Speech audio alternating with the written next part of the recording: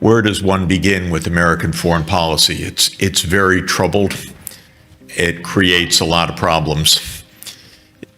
I think for as long as I remember, and this now is quite several decades, at least for 55 years of my political memory, the U.S. has been at war almost nonstop. And this goes with the territory, and we're at war again, because the war in Ukraine is a U.S. war with Russia, in which Ukraine is the territory. Ukrainians are dying, Americans are fighting, funding, and defining the war aims. So this goes back a long time. My political life began marching on the streets of Detroit, Michigan against the Vietnam War. My political awareness began with the Pentagon Papers, which explained that American leaders lied repeatedly about the war, mainly to get to the next election. And Daniel Ellsberg, who leaked the Pentagon Papers, wrote a wonderful essay in 1970, which has stuck with me for 52 years, where he said the quagmire myth and the stalemate machine. And he was trying to explain why the U.S. was stuck in Vietnam. And he said that the usual expression is, we walked into a quagmire. And he said that is not the right model.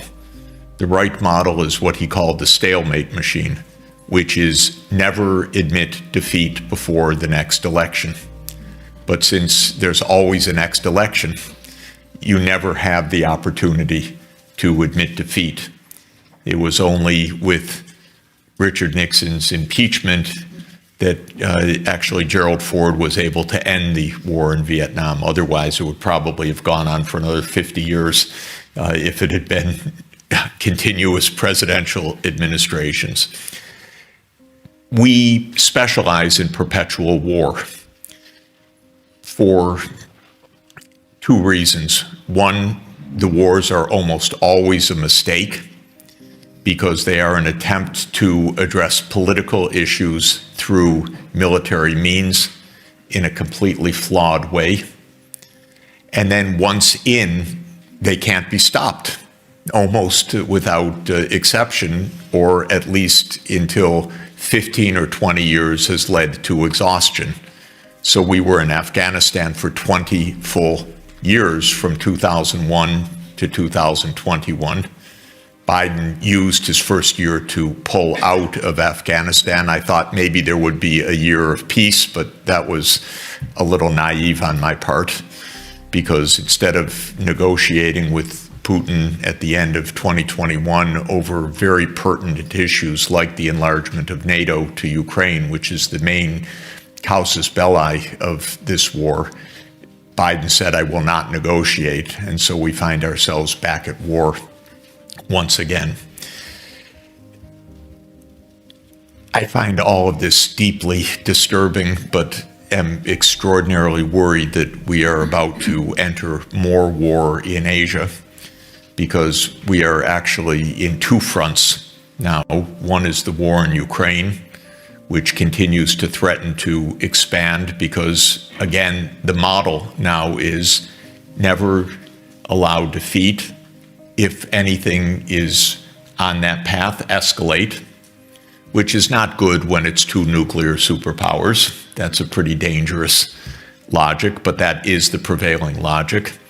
And if you criticize it, you're called a Putin apologist, which I am not. I want to say right at the beginning, I am nobody's apologist. I just don't like perpetual wars and think that we ought to use other means to resolve these issues.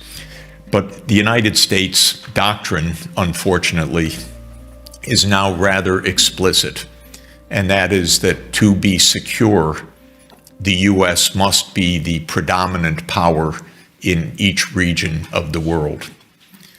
So I liken it to a game that I played when I was young called Risk, which is a board game where the aim of the game is to have your piece on every part of the world map. And if you have your pieces on all but a few parts of the map, those places where you don't control could win back the territory that you have. So you're trying to have every piece on the board. Well, the United States has military bases in 80 countries around the world. But alas, for the United States, there are 193 countries, so there's a lot of wars to go. Because every place where we have a base, but there isn't a base next door, Americans feel a threat, or we're told to feel a threat. And moreover, of course, and the deeper point is, China is now perceived by the United States as an existential threat to American primacy, because American policymakers cannot understand how we made the mistake of letting China become a powerful country. This was not in the playbook. China was supposed to develop in a way that is subservient to the United States. And so now we call it a failure that we made various mistakes, like letting China in the World Trade Organization or letting China play institutionally. This is obviously a mistake.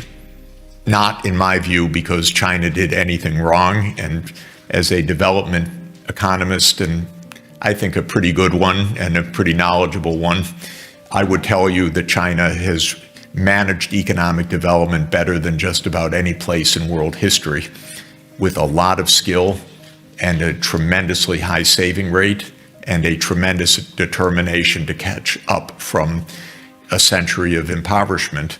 And they've done it quite brilliantly, in fact. But in the U.S. view, they cheated, and now they have to be punished for threatening American security. So every day you read stories about how the U.S. is cutting off technology to China, telling all of us, don't you dare buy a Huawei phone, don't you dare use Chinese technology.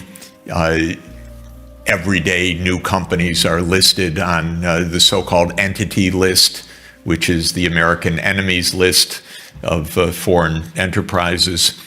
And all of this is to say briefly that we're threatening a second front of war right now.